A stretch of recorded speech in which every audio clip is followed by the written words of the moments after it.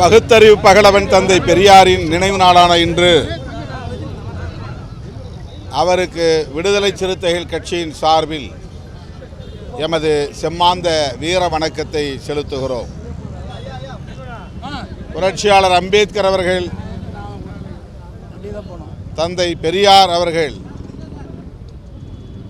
இந்த மாபெரும் மகத்தான தலைவர்கள் முன்னெடுத்த அரசியல் சமூக நீதி அரசியல், இந்த மண்ணில் சமத்துவத்தை நிலைநாட்டுவதற்காக அவர்கள் உயர்த்தி பிடித்த சமூக நீதி கோட்பாட்டை பாதுகாப்பதற்கு இந்த நாளில், பெரியார் நினைவு நாளில் விடுதலை சிறுத்தைகள் உறுதியேற்கிறோம். வருகிற 28ஆம் தேதி தலைநகர் சென்னையில் விடுதலை சிறுத்தைகள் கட்சியின் சார்பில் வள்ளுவர் கோட்டம் அருகே 1000 முறை அம்பேத்கர் பெயரை உச்சரிக்கும் அறப்போராட்டத்தை நடத்துகிறோம். உள்துறை அமைச்சர் அமித்ஷா அவர்கள் புரட்சியாளர் அம்பேத்கர் அவர்களின் பெயரை உச்சரிப்பது வீணான வேலை என்று காங்கிரசாருக்கு அறிவுரை சொல்லியிருக்கிறார். பகவான் பெயரை உச்சரித்தால் 7 பிறவிக்கு புண்ணியம் கிடைக்கும் என்றும் அவர் சொல்லியிருப்பது புரட்சியாளர் அம்பேத்கர் அவர்களை அவமதிக்கும் செயலாகும், அவர் மீதான வெறுப்பை உமிழும் செயலாகும். இதனை கண்டித்து தேசிய அளவில் அம்பேத்கர் இயக்கங்கள், பௌத்த இயக்கங்கள் 28ஆம் தேதி அனைத்து மாநிலங்களிலும் ஆர்ப்பாட்டங்களை நடத்துகிறோம். அந்த அறப்போராட்டத்தை தமிழ்நாட்டை பொறுத்தவரையில் விடுதலை சிறுத்தைகள் முன்னெடுக்கிறது. புரட்சியாளர் அம்பேத்கர் அவர்கள் விளிம்புநிலை மக்களின் தலைநிமிர்வுக்காக தம் வாழ்வை முழுமையாக ஒப்படைத்து கொண்ட ஒரு மகத்தான போராளி. கோயிலுக்கு போனால் கடவுளின் பெயரை உச்சரிப்பது போல் நாடாளுமன்றத்திற்கு சென்றால் புரட்சியாளர் அம்பேத்கரின் பெயரை உச்சரிக்க வேண்டும் என்பதுதான் காலத்தின் கட்டளை. அதனை ஏற்றுக்கொள்ள முடியாத சங் பரிவார் அமைப்பை சார்ந்தவர்கள், பாரதிய ஜனதா கட்சியை சார்ந்தவர்கள் எரிச்சல் அடைகிறார்கள். அந்த எரிச்சலின் வெளிப்பாடுதான் அமித்ஷாவின் உரை. ஆகவே அனைத்து தரப்பு ஜனநாயக சக்திகளும் இந்த சூழலில் கைகோர்த்து நிற்க வேண்டும். தேசிய அளவில் சமூக நீதியை பாதுகாக்க, அரசமைப்பு சட்டத்தை பாதுகாக்க முன்வர வேண்டும் என்று பெரியார் நினைவு நாளில் விடுதலை சிறுத்தைகள் கட்சி அறைகூவல் விடுக்கிறது.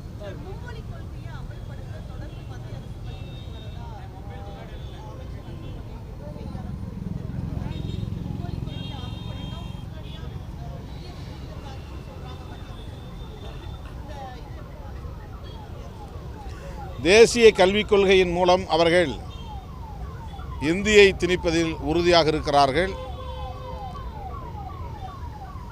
அவரவர் தாய்மொழியில் கல்வி கற்பதில் எங்களுக்கு எந்த சிக்கலும் இல்லை, ஆனால் இந்தியை கட்டாயம் கற்றாக வேண்டும் என்பதுதான் பாரதிய ஜனதா அரசு புதிதாக கையாளுகிற ஒரு அணுகுமுறையாக இருக்கிறது, உத்தியாக இருக்கிறது. அதை சட்டப்பூர்வமாக உறுதிப்படுத்துகிறார்கள், நிலைநிறுத்த பார்க்கிறார்கள். அவரவர் தனிப்பட்ட விருப்பத்தின் அடிப்படையில் இந்தியை கற்றுக்கொள்வதிலே யாருக்கும் எந்த சங்கடமும் இல்லை. அப்படி படிக்கக்கூடாது என்று தமிழ்நாட்டை சார்ந்த யாருக்கும் எந்த கட்சியும் கட்டளையிடவில்லை. ஆனால் தேசிய கல்விக் கொள்கை என்னும் பெயரில் சட்டப்பூர்வமாக இந்தியை அனைவரும் கற்றாக வேண்டும் என்று கட்டாயப்படுத்துவது ஏற்புடையதல்ல.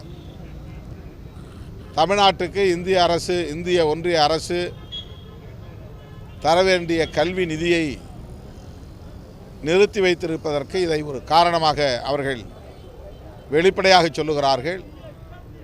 இதனை மிக வன்மையாக விடுதலை சிறுத்தைகள் கட்சி கண்டிக்கிறது. தேசிய கல்விக் கொள்கையை மறுபரிசீலனை செய்ய வேண்டும். இதுபோன்ற கருத்துக்களை அப்புறப்படுத்த வேண்டும் என்று விடுதலை சிறுத்தைகள் வலியுறுத்துகிறது.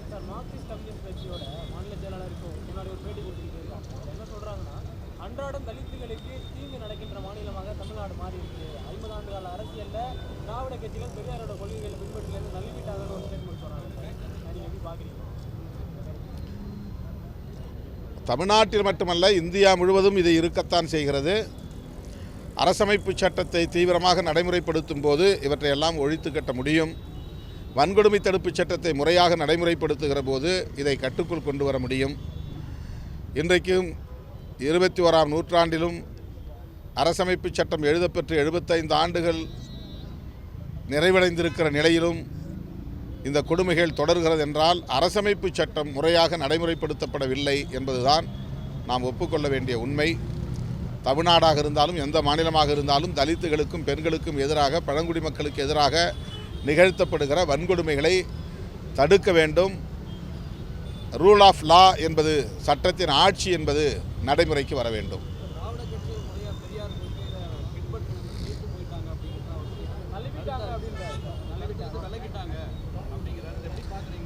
அது அவருடைய கருத்து. அதுக்கு திராவிட கட்சிகளிடம் பதில் கேளுங்கள். பாதகம் செய்பவரை கண்டால் நாம் பயங்கொள்ளலாகாது பாப்பா, மோதி மிதித்து விடு பாப்பா, அவர் முகத்தில் உமிழ்ந்து விடு பாப்பா. அண்மை செய்திகளை உடனுக்குடன் தெரிந்து கொள்ள இணைந்திருங்கள் இயம்நாடு தொலைக்காட்சியுடன்.